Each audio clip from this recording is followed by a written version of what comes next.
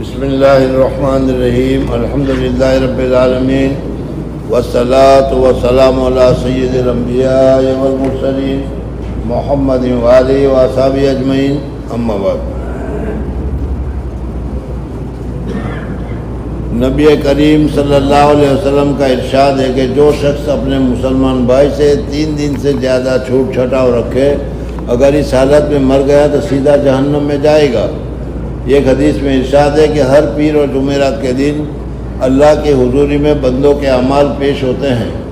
اللہ جل شانہ کی رحمت سے نیک اعمال کی بدولت مشرکوں کے علاوہ اوروں کی مغفرت ہوتی رہتی ہے۔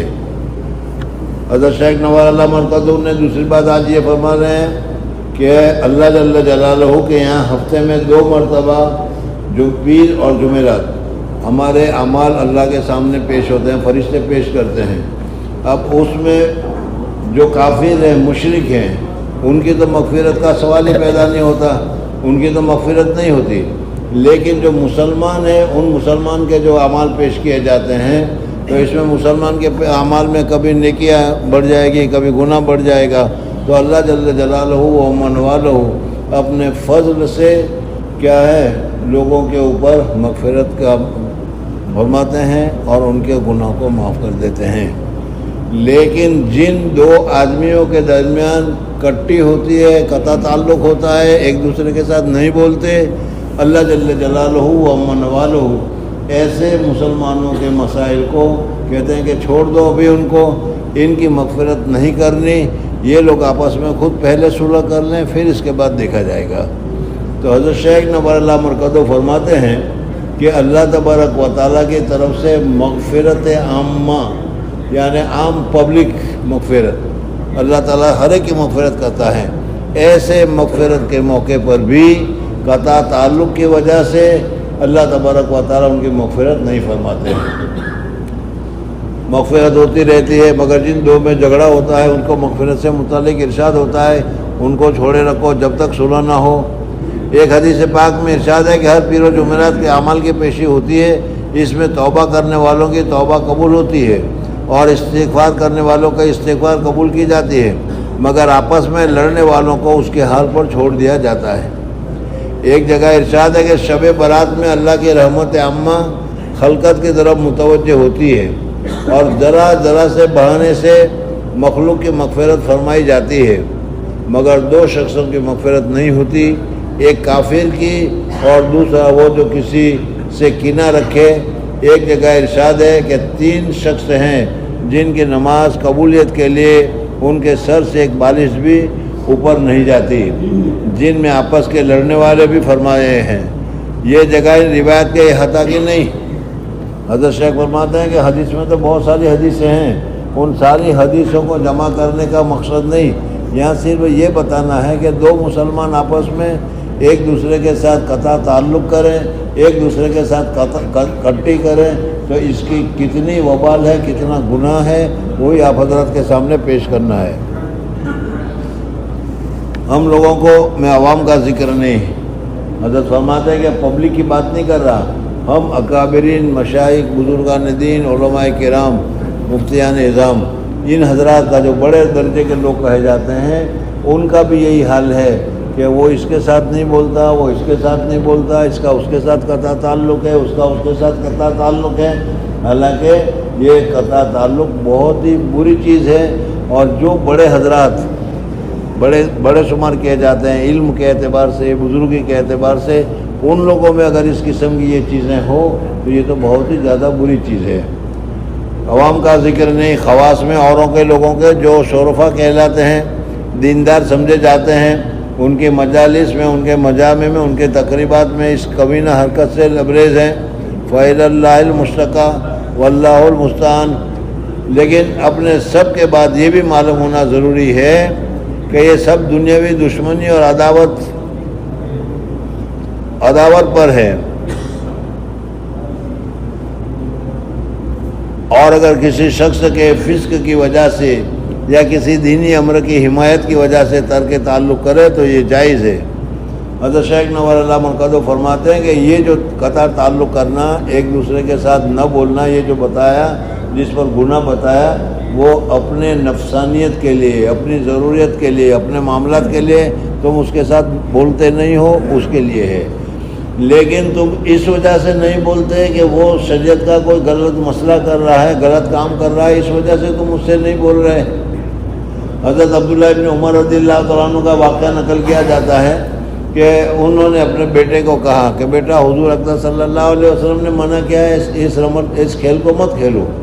تو اس نے کہا کہ نہ میں تو کھیلوں گا۔ کہا کہ میں کہتا ہوں کہ حضور صلی اللہ علیہ وسلم نے منع کیا ہے اور تو کہتا ہے میں کھیلوں گا، جا میں آج سے تیرے ساتھ نہیں بولنے کا۔ اب یہاں انہوں نے نہیں بولنا، اپنے بیٹے کے ساتھ نہ بولنے کا بات کیا، لیکن کیوں؟ اس لیے کہ اس نے شریعت کے مسئلے کی توہین کی تھی، اس وجہ سے اگر اس نے اس کے ساتھ قطع تعلق کیا تو یہ قطع تعلق کرنا منع نہیں ہے۔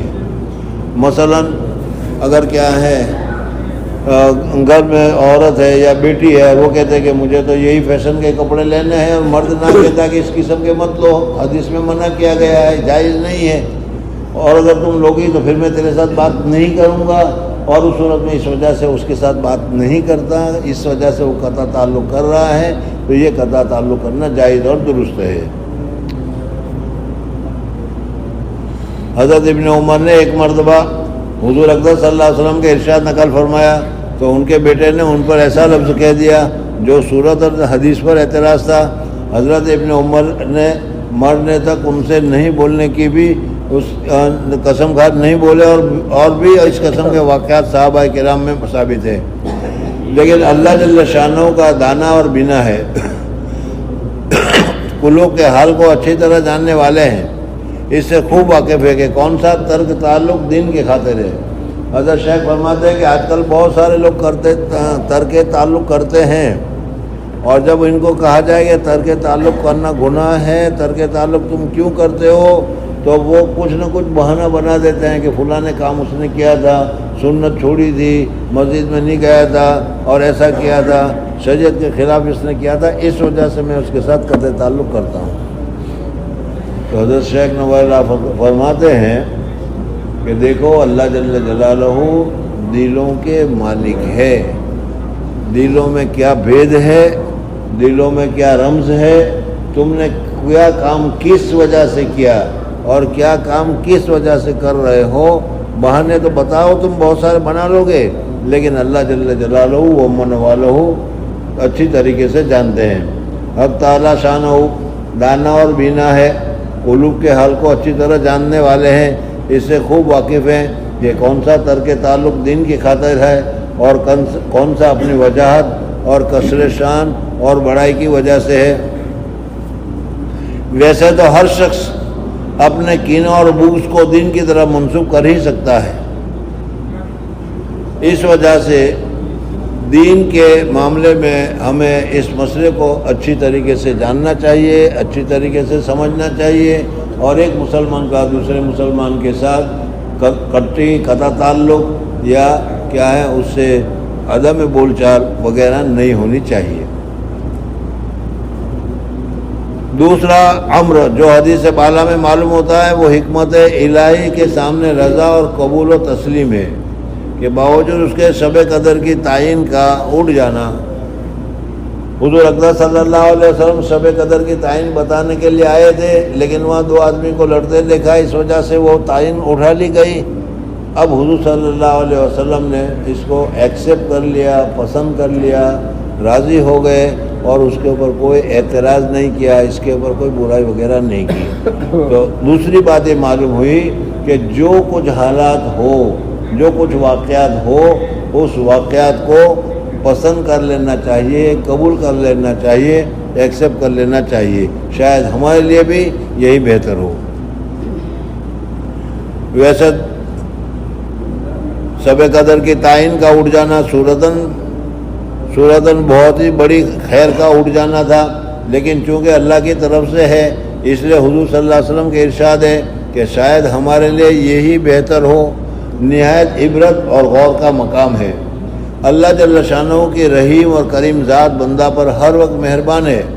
اگر بندہ اپنی بدعمالی سے کسی مصیبت میں مبتلا ہو جاتا ہے تب بھی اللہ جل شانہ کی طرف سے تھوڑی ہی توجہ اور اقرار عز کے بعد اللہ کا کرم شامل حال ہو جاتا ہے۔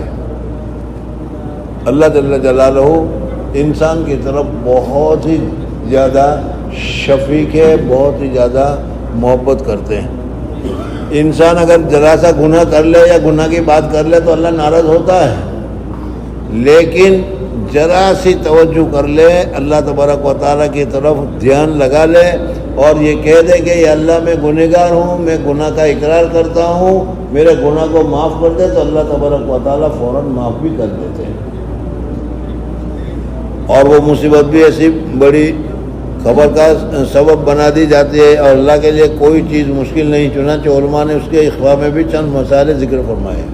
اب اللہ تبارک و تعالیٰ نے لیلۃ القدر کو چھپا دیا۔ بظاہر تو حضور صلی اللہ علیہ وسلم تاریخ لے کر آئے تھے، وہ ہوتی تاریخ تو بہت اچھا ہوتا، لیکن اللہ تعالیٰ نے چھپا دیا تھا کہ اس میں بھی ہمارے لیے فائدہ ہے۔ سب سے بڑا فائدہ تو یہی ہے کہ دیکھو ہم لوگوں کو جو گناہ کی عادت پڑی ہوئی ہے، کیسا ہی دن ہو، کیسا ہی وقت ہو، وہ کام ہم کیے بغیر ہم کو چین نہیں آتا۔ جس کسی کو گانا سننے کی عادت ہے، اب وہ وقت آئے گا، وہ دن آئے گا، وہ ٹائم آئے گا، سب کچھ رکھ کر وہ گانا پہلے سنے گا۔ اب اگر معلوم ہے کہ آج کی رات شب قدر ہے اور اس وقت وہ گانا سنے گا تو جانتا بھی ہے کہ شب قدر ہے، اور پھر گناہ کرے گا تو شب قدر میں جان بوجھ کر گناہ کرنے کا گناہ کتنا بڑا گناہ ہوتا ہے، وہ بتا سمجھ رہے ہیں۔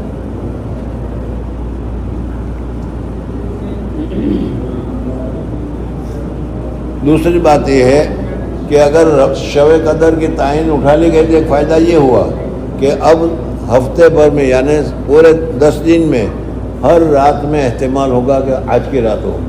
جیسے گزشتہ رات کا احتمال تھا کہ لیلۃ القدر تھی، آج کی رات کا احتمال ہے کہ آج ہو سکتا ہے، آج کی رات کا بعد کل کو 26ویں 27 میں آئے گی تو اس کا احتمال ہوگا کہ حدیث میں اس کا نمبر بھی آیا ہے۔ تو آدمی ایک رات کی جگہ پر 7 راتوں میں عبادت کرے گا۔ اگر ایک تعین متعین ہوتی تو اسی ایک کو عبادت کر کے بیٹھ جاتا، تو یہاں پر زیادہ عبادت کرنے کا موقع ملا۔ تو اللہ سے کوئی چیز، علماء نے اس کے اخفاء میں بھی چند مسائل ارشاد فرمائے ہیں۔ اول یہ کہ اگر تعین باقی رہتی تو بہت سے کوتاہ طبیعتیں ایسی ہوتی ہیں کہ اور راتوں کا اہتمام بالکل ترک کر دیتی۔ اگر بعض ایسا ہوتا کہ بھائی اب تو شب قدر معلوم ہو گئے، وہ تو فلانی تاریخ کو ہے، جب فلانی تاریخ ہے تو آج محنت کرنے کی کیا ضرورت ہے، چلو اسی دن محنت کریں گے، اس طریقے سے دوسری راتوں کو وہ محنت نہیں کریں گے۔ اس صورت میں اس احتمال پر کہ آج ہی شاید شب قدر ہو، متعدد راتوں میں عبادت کی توفیق طلب والوں کو نصیب ہو جاتی ہے۔ دوسری ہے کہ بہت سے لوگ ہیں کہ معاصی کے بغیر ان کے رہا ہی نہیں جاتا۔ جیسے میں نے ابھی مثال تو بیان فرمائی، کسی آدمی کو شراب کی لت پڑی ہوئی ہے، شراب کی عادت پڑی ہوئی ہے، وہ شراب کے بغیر رہ ہی نہیں سکتا۔ اب اگر اسے معلوم ہو جائے گا کہ آج کی رات شب قدر ہے اور اسے شراب کی عادت پڑی ہوئی ہے، اسے تو شراب چاہیے ہی چاہیے، تو اب وہ اس وقت شراب پیے گا اور یہ سمجھ کر پیے گا کہ شب قدر ہے تو کیا ہوا، مجھے تو شب قدر میں بھی شراب کے بغیر چلتا نہیں۔ تو یہ شب قدر میں جان بوجھ کر، ادھر شراب کی مثال ہے، اور بھی بہت سارے گناہ ہم کرتے ہیں،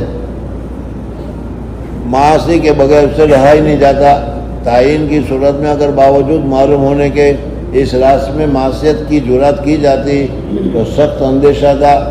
نبی کریم صلی اللہ علیہ وسلم ایک مرتبہ مسجد میں تشریف لائے، ایک صحابی سو رہے تھے، آپ نے حضرت علی سے ارشاد فرمایا کہ ان کو جگا دو کہ وہ وضو کر لیں۔ حضور اقدس صلی اللہ علیہ وسلم مسجد میں تشریف لائے، ایک صحابی مسجد میں لیٹ رہے تھے۔ حضور اقدس صلی اللہ علیہ وسلم نے حضرت علی کو کہا کہ علی اس کو اٹھا دو اور کہو کہ وضو کر لے، وضو کا وقت ہو گیا ہے۔ حضرت علی نے اٹھا دیا اور اٹھا کر اسے کہہ بھی دیا کہ وضو کر لو، وضو کرنے کے لیے چلا گیا، معاملہ ختم ہو گیا۔ لیکن یہاں تو صحابی حضرت علی رضی اللہ تعالیٰ عنہ نے حضور اقدس صلی اللہ علیہ وسلم سے پوچھا کہ یا اللہ، یا رسول اللہ، آپ تو نیکی کے کام کرنے میں بہت آگے رہتے ہیں، جو بھی پتہ چلا کہ یہ نیکی ہے تو آپ ضرور اس کو کریں گے اور پہلے کریں گے۔ سوتے ہوئے آدمی کو اٹھانا یہ تو نیکی کا کام ہے۔ ارے سوتے ہوتے آدمی کو اٹھانا نیکی کا کام ہے کہ نہیں؟ وہ جو نیکی کرے گا یہ اٹھانے والے کو ملے گا۔ یہ صبح کو اٹھاتے ہیں آپ حضرات کو 2:30 بجے 3 بجے، سمجھ میں، اور 2:30 اور 3 بجے کے بعد جو کچھ آپ کرتے ہیں اس کا ثواب ان کو ملتا ہے، آپ کے ثواب میں کمی نہیں ہوتی، یاد رکھنا۔ بہرحال حضرت علی رضی اللہ تعالیٰ عنہ نے حضور صلی اللہ علیہ وسلم سے پوچھا تو حضور اقدس صلی اللہ علیہ وسلم نے فرمایا کہ علی، میں اس کو اٹھا تھا، اب یہ نیند سے اٹھا ہے، نیند سے ہونے کی وجہ سے اگر کوئی جملہ ایسا کہہ دیتا کہ جا میں نہیں اٹھتا، جیسے ہم کو بہت کہ نڈی اڑانا، چل، سمجھ میں نہیں، اگر ایسا کہہ دیا اور مجھے کہہ دیا ہوتا، رسول کو کہہ دیا ہوتا، تو اس کے ایمان کا کیا حالت ہوتی؟ اس وجہ سے میں نے خود نہیں اٹھایا اور میں نے تمہیں کہا کہ جاؤ تم اٹھاؤ، اس لیے کہ اگر وہ کہے گا تو تجھے کہے گا تو اس کے ایمان پر کوئی فرق پڑنے والا نہیں۔ آپ نے حضرت علی سے ارشاد فرمایا کہ ان کو جگا دو تاکہ وضو کر لے۔ حضرت علی کرم اللہ وجہ نے جگایا تو دیا، مگر حضور صلی اللہ علیہ وسلم سے پوچھا کہ آپ کو خیر کی طرف بہت جلد تیزی سے چلنے والے ہیں، یعنی جہاں جو کام ثواب کا ہوتا ہے آپ بہت تیزی کے ساتھ کرتے ہیں، اور یہ اٹھانا تو ثواب کا کام تھا، آپ نے کیوں نہیں کیا؟ مجھے کیوں ثبوت کر دیا؟ آپ نے خود کیوں نہیں کیا، جگا دیا؟ حضور نے فرمایا مبادا انکار کر بیٹھا اور میرے کہنے پر انکار کفر ہو جاتا۔ میں نے ابھی بتایا نہیں کہ آپ اٹھا تھا جانا ڈھیو تو نا، غصے میں اگر اس نے کہہ دیا۔ اب اگر حضور اکرم صلی اللہ علیہ وسلم اٹھا رہے ہوں اور وہ کہہ رہا کہ جا میں نہیں اٹھنے کا، تو ظاہر بات ہے کہ یہ تو کفر ہو جاتا۔ اس وجہ سے ایک آدمی ایمان سے چلا جاتا۔ اس وجہ سے حضرت حضور اکرم صلی اللہ علیہ وسلم نے حضرت علی کو کہا کہ تم اٹھاؤ، تم کو اگر کہہ دے گا تو تمہارے کہنے کی وجہ سے کوئی اس کے ایمان پر اثر ہونے والا نہیں ہے، تیرے کہنے سے انکار پر کفر نہیں ہوگا۔ تو اسی طرح حق تعالیٰ سبحانہ کی رحمت نے گوارا نہ فرمایا کہ اس عظمت والی رات کو لوگوں کو پتہ چلے کہ فلانی رات ہے اور پھر وہ جان بوجھ کر اس میں وہ گناہ کرے، تو یہ کتنی بڑی بات ہوگی۔ اس لیے اللہ تبارک و تعالیٰ نے اس کی تعین کو کیا یاد نکال دیا۔ کوئی گناہ پر جرات کرے۔ تیسری بات یہ کہ تعین کی صورت میں اگر کسی شخص سے وہ رات اتفاقاً چھوٹ گئی، رات متعین ہے، 27ویں رات ہے، رات متعین ہے، 23ویں رات ہے، کوئی بھی رات متعین ہے، اب اگر یہ آدمی بیچارہ بہت ہی متبع تھا، بہت ہی پرہیزگار تھا، بہت ہی عبادت کرنے والا تھا، بہت ہی نیکیاں کرنے والا تھا، لیکن اسی رات کو کوئی اتفاقاً ایسا کام ہو گیا کہ جس کی وجہ سے وہ لیلۃ القدر کی عبادت نہیں کر سکا، اچانک بخار آ گیا مثلا، یا کہیں کوئی ایمرجنسی میں کسی جگہ جانا پڑا جس کی وجہ سے وہ کام نہیں کر سکا، تو اب اس کو کتنا افسوس ہوگا کہ آج کی رات شب قدر کی رات تھی، میں عبادت کرنا چاہتا تو کر سکتا تھا لیکن اس کام میں پھنس گیا، اس وجہ سے نہیں کر سکا، تو کتنا افسوس ہوگا۔ اس وجہ سے فرمایا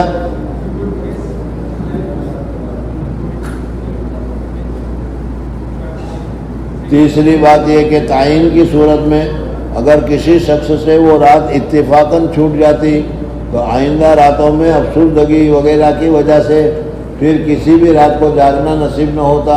اب اٹھ کے کیا کریں، شب قدر تو گئی، اب اٹھ کے کیا کریں، شب قدر تو گئی، یہ اس کو ہر رات میں ہوتا جب ایک تعین ہوتی تو، اور جب تعین نہیں ہے تو ہو سکتا ہے کہ آج کی رات شب قدر ہو سکتا ہے کہ کل کی رات شب قدر ہو، تو ہر رات کو شب قدر سمجھ کر کچھ نہ کچھ عبادت کرنے کا موقع ملے گا۔ اب رمضان کے 1-2 رات تو کم از کم ہر شخص کو میسر ہو ہی جاتی ہے، لیلۃ القدر سمجھ کر کوئی نہ کوئی 2 رات 3 رات ضرور محنت کر ہی لیتا ہے۔ چوتھی وجہ ہے کہ جتنی راتیں طلب میں خرچ ہوتی ہے ان سب کا مستقل ثواب الگ ملے گا۔ لیلۃ القدر کی تلاش میں 1 رات لگائی، لیلۃ القدر کی تلاش میں 2 رات لگائی، لیلۃ القدر کی تلاش میں 3 رات لگائی، چوتھی رات لیلۃ القدر مل گئی، تو یہ 3 رات جو لیلۃ القدر میں لگائی تھی اس کا ثواب بھی اس کو ملے گا۔ یہ نہیں کہ لیلۃ القدر نہیں تھی اس وجہ سے ہی ختم ہو گئی، بلکہ اس کا ثواب بھی اللہ تبارک و تعالیٰ کی طرف سے ملے گا۔ 5واں یہ کہ رمضان کی عبادت سے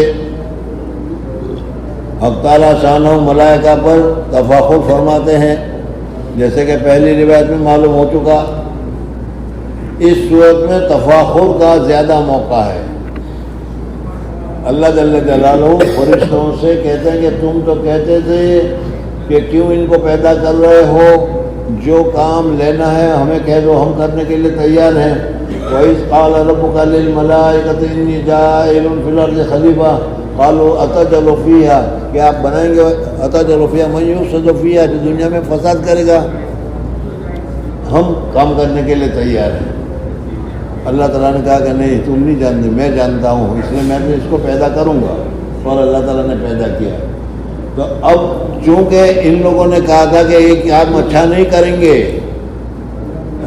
انسان اچھا کام نہیں کریں گے، فساد کریں گے، طوفان کریں گے، ماردار کریں گے، گالی گلوچ کریں گے، اور اس کی جگہ پر جب یہ لیلۃ القدر کی تلاش میں محنت کر رہے ہیں، 1 رات محنت کی، دوسری رات محنت کی، تیسری رات محنت کی، تو اللہ تبارک و تعالیٰ فرشتوں کو فرماتے ہیں کہ دیکھو تم تو کہہ رہے تھے کہ یہ کچھ نہیں کر پاتے اور بیکار ہے یہ لوگ، اور اب دیکھو یہ دیکھو کتنی محنت کر رہے ہیں، ان کو معلوم نہیں ہے کہ آج کی رات شب قدر ہے، پھر بھی وہ شب قدر سمجھ کر اس کی کوشش کر رہے ہیں، محنت کر رہے ہیں۔ اس صورت میں تفاخر کا زیادہ موقع ہے کہ بندے باوجود معلوم نہ ہونے کے محض احتمال اور خیال پر رات بھر جاگتے ہیں۔ متعین تو ہے نہیں، لیکن ہو سکتا ہے کہ آج کی رات ہو، اور اسی احتمال پر رات بھر قرآن پڑھنے والے قرآن پڑھتے ہیں، نفل پڑھنے والے نفل پڑھتے ہیں، عبادت کرنے والے عبادت کرتے ہیں۔ اس پر اللہ تبارک و تعالیٰ کہتے ہیں کہ دیکھو ذرا سے شبے پر یا پوری رات عبادت کرتے ہیں، اور تم کہتے ہو کہ ان سے زیادہ ہم عبادت کرتے ہیں، عبادت میں مشغول رہتے ہیں۔ جب احتمال پر اس قدر کوشش کر رہے ہیں، اگر بتلا دیا جاتا تو وہ کتنا اہتمام سے اس کے اوپر عمل کرتے۔ یہی رات شب قدر، پھر اس کی کوششوں کا کیا حال ہوتا، ان کے علاوہ اور بھی مسائل ہو سکتی ہیں۔ ایسے ہی امور کی وجہ سے عادت اللہ یہ جاری ہے، اس نوع کی اہم چیزوں کو مخفی فرما دیتے ہیں۔ چنانچہ اسم اعظم کو بھی مخفی فرما دیا۔ اسم اعظم اللہ جل جلالہ و امن والوں کا ایک نام ہے۔ وہ اللہ تبارک و تعالیٰ کے اسماء حسنہ تو آپ کو معلوم ہے، اس میں اللہ تبارک و تعالیٰ کے 100 نام ہیں، لیکن 100 کے علاوہ بھی اللہ تبارک و تعالیٰ کے اسماء حسنہ بہت ہیں۔ اور یہ تم جانتے ہو کہ جو آدمی جتنا بڑا ہوتا ہے، جو آدمی جتنا زیادہ اہم ہوتا ہے، اتنے اس کے نام زیادہ ہوتے ہیں۔ ایک تو نام اس کا ماں باپ کو دیا ہوا ہوتا ہے، پھر اس کے بعد اس نے کوئی عہدہ کمایا ہے تو وہ ہے حافظ صاحب ہے، سمجھ میں مفتی صاحب ہے، مولانا صاحب ہے، اور ان کے علاوہ جج صاحب ہے، ڈاکٹر صاحب ہے۔ یہ ساری چیزیں آدمی جتنا زیادہ بڑا ہوگا اتنا ہی اس کا القاب اور اس کے نام زیادہ ہوں گے۔ اب اللہ جل جلالہ و من والہ سب سے بڑے ہیں، اللہ اکبر، اللہ تعالیٰ سب سے بڑے ہیں۔ اس وجہ سے اللہ تبارک و تعالیٰ کے نام بھی بہت سارے ہیں، اور ان سارے ناموں میں سے ایک نام ہے اسم اعظم، وہ نام جو سب سے بڑا نام ہے۔ اور اس کا نام مطلب یہ ہے کہ اگر اسم اعظم لے کر نام لے کر دعا کی جائے تو اللہ تعالیٰ فوراً دعا کو قبول کر لیتے ہیں۔ حضرت سلیمان علیہ السلام کے سامنے ملکہ سبا کا واقعہ آیا۔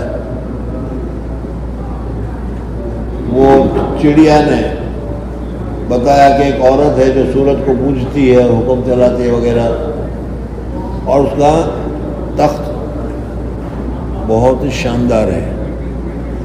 اب حضرت سلیمان علیہ السلام اس تختوں کو لینا چاہتے ہیں، لانا چاہتے ہیں، منگانا چاہتے ہیں۔ کہا کہ بھائی کون لائے گا؟ حضرت سلیمان علیہ السلام کے یہاں جنات بھی خادم تھے، تو ایک جنوں کا بڑا جو سردار تھا اس نے کہا، یہ پلک جھپکتے ہو نا، ہماری پلک جھپکتے ہیں نا، کتنی دیر لگتی ہے پلک جھپکنے میں؟ سمجھ میں آیا؟ کہتے ہیں پلک جھپکنے سے پہلے آ جائے گا یہاں۔ دوسرے نے کہا کہ آپ کی مجلس ختم ہوگی اس سے پہلے آ جائے گا۔ حضرت کو تو اور چاہیے تھا، تو ایک آدمی ہوگا، ہو سکتا ہے کہ خود حضرت سلیمان علیہ السلام ہی ہو، یا کسی دوسرے نے اللہ تبارک و تعالیٰ کا اسم اعظم، جس کی بات چل رہی ہے، اسم اعظم سے دعا کی، یا اللہ چاہیے موجود۔ اگر یہ اسم اعظم ہم کو پتہ چل جاتا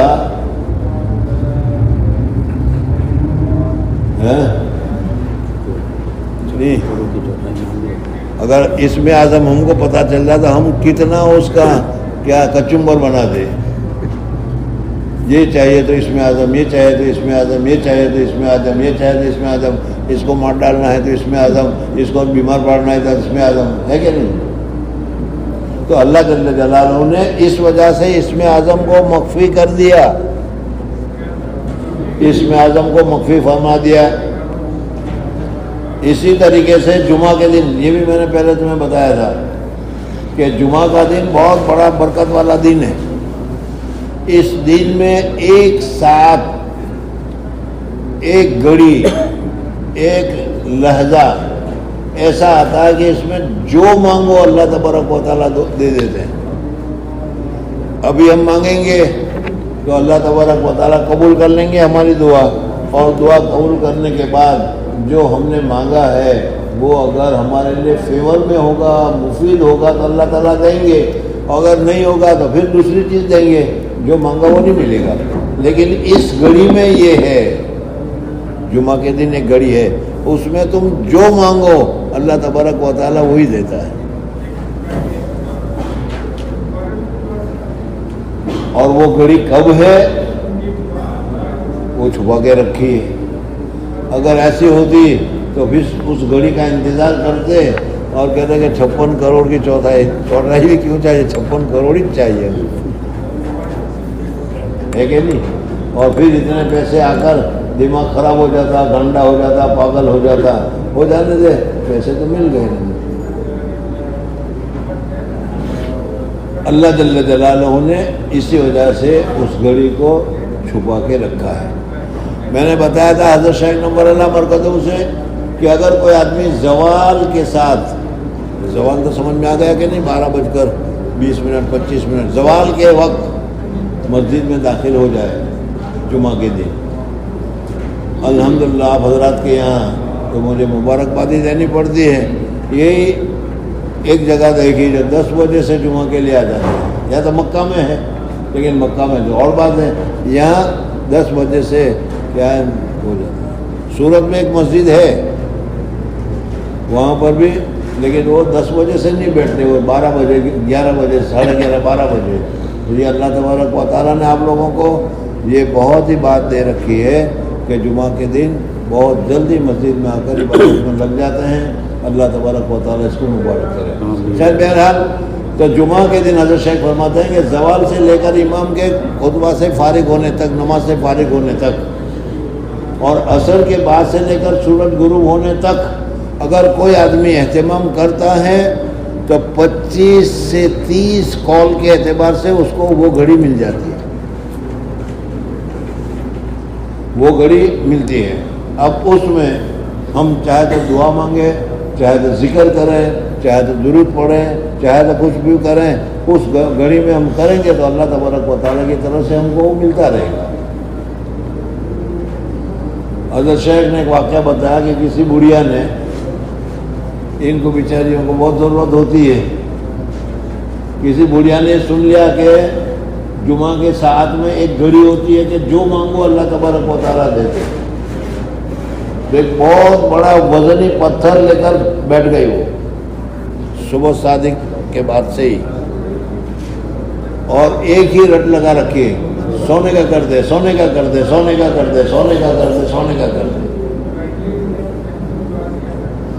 بہت بڑا پتھر۔ اور جب وہ پتھر سونے کا ہو جائے گا تو بیڑا پار ہو گیا کیا نہیں؟ اس وجہ سے وہ صبح سے لگی ہے، سونے کا کر دے، سونے کا کر دے۔ عصر کا وقت ہو گیا ہے، بالکل رکی نہیں، ارے جذبہ چاہیے، طلب چاہیے، کچھ کرنا چاہیے تو کرنا پڑتا ہے۔ عصر کا وقت ہو گیا، لگی رہی وہ، سمجھ میں آیا نہیں؟ اور پھر اس کے بعد اب آدمی کا صبر بھی تو ساتھ دینا چھوڑ دیتا ہے، اب اس کا بھی صبر ساتھ دینا چھوڑ دیا، اور اس نے کہا کہ سونے کا کر دے، اگر سونے کا نہیں کرتا تو لوہے کا کر دے، اور وہی گھڑی تھی اس کی مانگنے کی، سمجھ میں آیا؟ وہ لوہے کا ہو گیا۔ اللہ جل جلالہ نے، اس لیے حضرت شیخ نے یہاں پر عورتوں کو ایک دوسری نصیحت دی تھی، وہ میں پھر دہرا دوں کہ ہماری عورتیں اور ہم لوگ بھی اپنی زبان کے اوپر کنٹرول نہیں کرتے۔ تو مر جا، تو چلی جا، مرتی کیوں نہیں، یا اس قسم کے جملے اپنے جانوروں کو، اپنے بیٹوں کو، اپنے بچوں کو اگر اس قسم غصے میں آ کر اس قسم کے چیز کہتے ہیں، تو حضرت فرماتے ہیں کہ اگر اس قسم کا کوئی جملہ تم نے کہا اور وہی وقت وہی گھڑی ہے جس میں اللہ تعالیٰ قبول کر لیتا ہے، تو تمہارے کرنے کی وجہ سے تمہاری بیٹی مرے گی اور رو گی، تم خود ہی اس کا اپنا پر اثر کرو گی۔ اس وجہ سے اپنے الفاظ کو بولنے سے پہلے زبان پر کنٹرول کر لینا چاہیے۔ اگر وہ گھڑی آ گئی اور ہم نے اس میں درود پڑھ رہے تھے، اگر وہ گھڑی آ رہی اور ہم قرآن پڑھ رہے تھے، وہ گھڑی آ گئی اور ہم نماز پڑھ رہے تھے، تو ہم کچھ نہیں مانگ رہے تھے، لیکن دنیا کا دستور ہے کہ سیٹھ کی تعریف کرو، آپ ایسے ہیں ویسے ہیں، ڈبل پیسے ہیں، تو یہ تعریف کرنا ہی مانگنا سمجھا جاتا ہے۔ جس کی تعریف کرو گے وہ کیا ہے، نوٹ نکال کر، چیک نکال کر دینا شروع کر دے گا۔ تو جب ہم نماز پڑھ رہے ہیں، اللہ تبارک و تعالیٰ کی تعریف کر رہے ہیں، ذکر کر رہے ہیں، تو وہ تو جانتا ہی ہے یہ محتاج ہے، اس وجہ سے اللہ، ہم کو نماز کا ثواب ملے گا، لیکن اللہ جل جلالہ ہماری مرادیں پوری کرے گا۔ بہرحال اس وجہ سے ان مبارک اوقات میں خاص طور پر دعا کا اہتمام کرنا چاہیے اور اللہ تبارک و تعالیٰ سے مانگتے رہنا چاہیے۔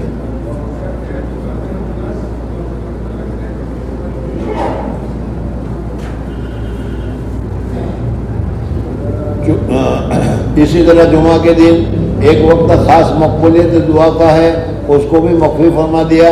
ایسے ہی اور بہت سی چیزیں اس میں شامل ہے۔ یہ بھی ممکن ہے کہ جھگڑے کی وجہ سے اس خاص رمضان المبارک میں تعین بھلا دی گئی ہو، اور اس کے بعد دیگر مسائل مذکورہ کی وجہ سے ہمیشہ کے لیے تعین ہٹا دی گئی ہو۔ تیسری بات کہ اس حدیث پاک میں وارد ہے کہ وہ شب قدر کی تلاش کے لیے 3 راتیں ارشاد فرمائی ہے، 9ویں، 7ویں اور 5ویں۔ دوسری روایت کے ملانے سے اتنا تو محقق ہے کہ تینوں راتیں اخیری عشرہ کی ہے، لیکن اس کے بعد پھر چند احتمال ہے کہ اخیری عشرہ میں اول سے شمار کیا جائے تو حدیث کا معمل 29، 27، 25 رات ہوتی ہے، اور اگر اخیر سے شمار کیا جائے جیسے کہ بعض الفاظ سے معلوم ہوتا ہے تو 29 کے چاند کی صورت میں 21، 23، 25 اور 30 کے چاند کی صورت میں 22، 24، 26 پڑتی ہے۔ یعنی دیکھتے ہیں حضرت شیخ نور اللہ مرکزوں کے اس پوری تفصیل کا خلاصہ یہ ہے کہ ہم نے تو اپنے ذہن میں یہی بٹھا رکھا ہے کہ 21، 23، 25، 27 اور 29 یہ لیلۃ القدر کی راتیں ہو سکتی ہے، لیکن حدیث پاک میں جو ذکر کیا گیا ہے اس میں اگر پہلے سے گنو تو یہ ہے، لیکن اگر پیچھے سے گنو، کوئی مہینہ 29 کا ہوا، کوئی مہینہ 30 کا ہوا، تو 30 کے ہونے کی صورت میں آخری 10 دن کون سے آئیں گے؟ 20 سے 30 تک آئیں گے، اور اگر 29 کو چاند ہوا تو پھر 19 سے آئے گا، ایک دن آگے چلا جائے گا کہ نہیں؟ تو پھر اس صورت میں جو لیلۃ القدر وہ بھی ایک دن آگے چلی جائے گی۔ خلاصہ یہ ہے کہ آخری عشرہ کا ہر دن، آخری عشرہ کی ہر رات، 21ویں ہو، 22ویں ہو، 23ویں ہو، 24ویں ہو، 25ویں ہو، سب لیلۃ القدر کا اہتمام رکھتی ہے۔ اس وجہ سے اس کے متعلق کوشش کرنی چاہیے۔ حضرت عائشہ نے پوچھا کہ اگر مجھے لیلۃ القدر معلوم ہو جائے تو کیا کروں؟ تو حضور اقدس صلی اللہ علیہ وسلم نے فرمایا کہ اللہ تعالیٰ سے اپنی مغفرت مانگو، یا واسع الفضل اغفر لی۔ اللہ جل جلالہ نے اگر مغفرت فرما دی، اللہ جل جلالہ نے اگر مغفرت مل گئی ہم لوگوں کو، فوز تو بے رب الکعبہ، اللہ کی ذات کی قسم کامیاب ہو گئے۔ اس لیے کہ گناہ ہی کی وجہ سے تو جہنم میں جانا تھا، لیکن گناہ ہی نہیں ہے تو پھر جنت ہی جنت ہے۔ اس وجہ سے خاص طور پر اپنے گناہوں سے توبہ چاہو، گناہوں سے استغفار پڑھو، گناہوں سے توبہ کرو۔ جتنی زیادہ توبہ کرو گے اتنا زیادہ فائدہ ہوگا۔ اللہ جل جلالہ مجھے اور آپ حضرات کو سعادت اور توفیق نصیب فرمائے۔ سبحان اللہ و بحمدہ، سبحان اللہ و بحمدہ، نشہد ان لا الہ الا انت نستغفرک و نتوب الیک۔ اس وقت بھی دعا کرے تو اپنے والدین کے، بلکہ میں تو کہتا ہوں کہ ہمارے سلسلہ میں پتہ نہیں پہلا مسلمان کون ہوگا کہ جس کے ہم اب مسلمان ہوتے آئے، ان کو کون اس کے لیے اشارے ثواب کر رہا ہوگا؟ کون کر رہا ہوگا؟ میرے سلسلے میں میرے دادا دادا دادا کے دادا دادا کے دادا دادا کے دادا، پتہ نہیں کون کس وقت کون مسلمان ہوا تھا، اور وہ بیچارے چلے گئے۔ ان کو کوئی اشارے ثواب آ رہا ہے کہ نہیں؟ یا آپ پڑھے لکھے آپ آ گئے ہیں؟ تو ہماری ذمہ داری بنتی ہے کہ ہم اللہ تعالیٰ سے دعا کریں، یا اللہ میرے سلسلے میں جو شخص وحدانیت سے لے کر دنیا سے گیا ہو، ان سب کے لیے میں مغفرت کی دعا چاہتا ہوں۔ تم سب، آپ سب، ان سب کے، آپ مرد کی عورت کی، کم سے کم ان کو تو ہوگا کہ میرے خاندان میں ایک نگینہ پیدا ہوا جو ہماری مغفرت کے لیے دعا کر رہا ہے۔